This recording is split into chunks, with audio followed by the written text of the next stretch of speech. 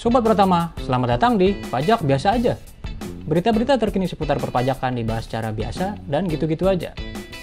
Berita pertama, Dirjen Pajak bongkar dosa PNS DJP, ratusan orang dipecat. Nah ini unik nih, emang bisa ya PNS dipecat? Bukannya PNS itu yang paling susah banget dipecat ya?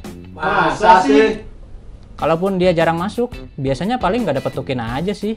Apaan tuh bang? Tunjangan kinerja. Gitu ya. Tapi ini kenapa bisa sampai dipecat ya? Penasaran? Gue bacain beritanya ya. Direktorat Jenderal Pajak Kementerian Keuangan semakin gencar melakukan penegakan hukuman disiplin kepada para pegawai. Banyak dari mereka turut dikenakan hukum disiplin dari yang tingkatan ringan hingga berat.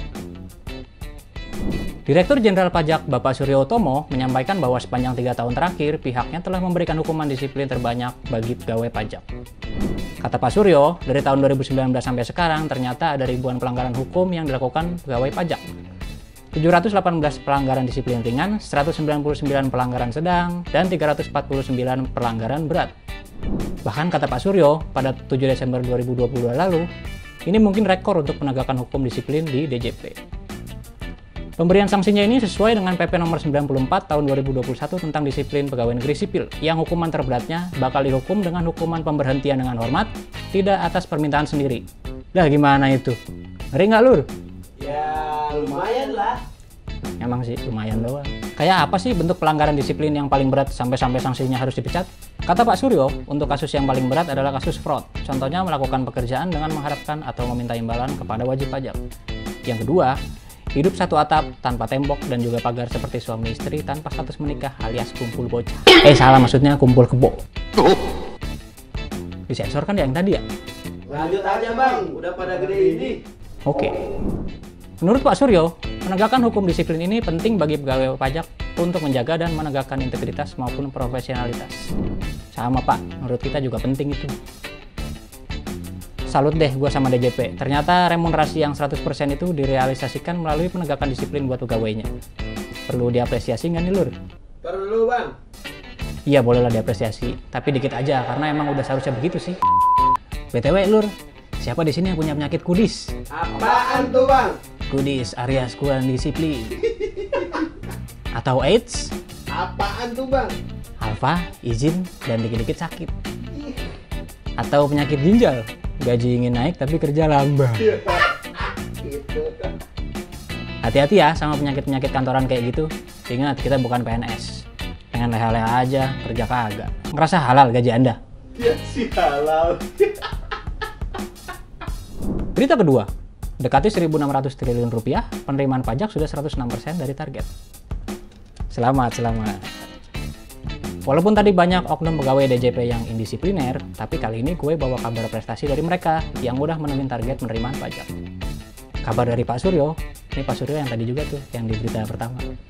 Sampai dengan awal Desember ini, realisasi penerimaan pajak udah terkumpul sekitar 1.580 triliun rupiah per 6 Desember 2022, yang secara perhitungan sudah mencapai 106% dari target yang ditetapkan di tahun ini sebesar 1.485 triliun rupiah.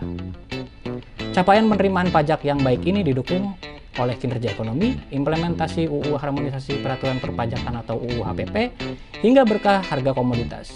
Nah, poin yang terakhir ini perlu digarisbawahi.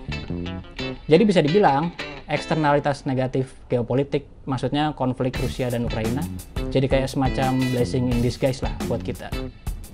Ya, seperti yang kita tahu, konflik Rusia dan Ukraina menyebabkan harga minyak mak bedunduk naik sampai harga minyak dunia tahun ini sempat mencapai di atas $100 per barel. Padahal asumsi APBN kita cuma $63 per barel. Nah, tren harga minyak yang melampaui target jelas berimbas ke penerimaan negara. Jadi pemerintah nggak perlu going extra miles dan tetek bengeknya karena pundi-pundi rupiah secara otomatis masuk ke kas negara dalam bentuk PPh migas. Faktanya, PPh migas sendiri sudah berhasil terkumpul sebanyak 67,9 triliun rupiah atau telah mencapai 105,1% dari target. Dibilang blessing in disguise, nggak pantas juga ya, karena ini akibat dua negara yang saling perang. Pakai istilah rezeki nomblok aja lah, biar Indonesia banget, nggak usah sosokan pakai bahasa Inggris. Nah, jadi kalau seandainya nggak ada inflasi dari harga minyak gara-gara perang Rusia dan Ukraina, realisasinya mungkin nggak ya setinggi itu. Jadi, emang bener ekonomi kita sudah benar-benar pulih pasca pandemi?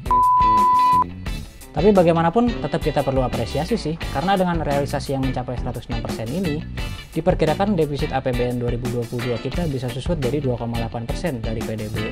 Setelah babak belur jor-joran ngeluarin duit di 2021 sampai defisit 5% dari PDB. Akhirnya kita bisa kembali ke amanah Undang-Undang Nomor 17 Tahun 2003 tentang keuangan negara yang defisitnya harusnya maksimal 3% dari PDB. Gimana Lur? Berat ya kalau dipikirin? Tahu bang. Ya, tapi mau nggak mau kita emang harus tahu juga, karena kita kan pelaku ekonomi. Apalagi dampak dari perang Rusia dan Ukraina juga ikut memperburuk kondisi perdagangan internasional. Indonesia berisiko terdampak gejolak ekonomi global karena supply disruption, bahkan terancam resesi.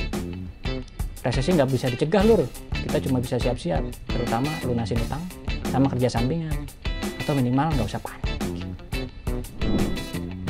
Dari tadi kita bahas yang berat-berat mulu, sekarang kita bahas yang unik dan yang lucu. Berita ketiga, intip keseharian Soleh, kucing pegawai kantor pajak Serpong yang jadi primadona. Kayaknya kita kalah nih sama kucing Lur. Kok bisa? Ya gimana enggak, kucing aja bisa jadi pegawai Dirjen Pajak. Kok bisa sih bang? Pegawai pajak yang bukan manusia ini namanya Soleh. Belakangan kucing ini viral banget di jagat medsos karena habis diangkat jadi pegawai di kantor pajak Pratama Serpong. Sehari-hari tugas si Soleh itu patroli buat ngasih keceriaan ke para pegawai di KPP Pratama Serpong. Karena si Soleh ini nggak berisik dan nggak pernah buang air sembarangan, makanya dia langsung jadi primadona di sana. Wah, ada manfaatnya juga ya si Soleh.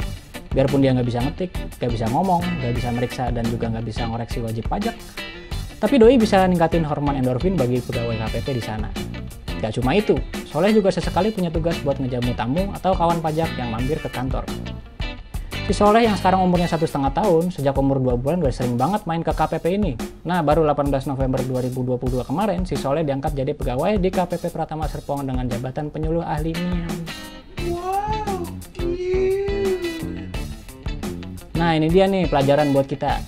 Kalau kemampuan minimal jangan jadi toksik, jangan gangguin teman kerja, jangan nyebar isu yang enggak, jangan pura-pura sibuk. Contoh nih si Soleh, kucing pegawai KPP Serpong. Contoh lainnya, sampah. Sampah itu masih ada gunanya, makanya dia ditempatin di trash can, bukan trash can. Waduh.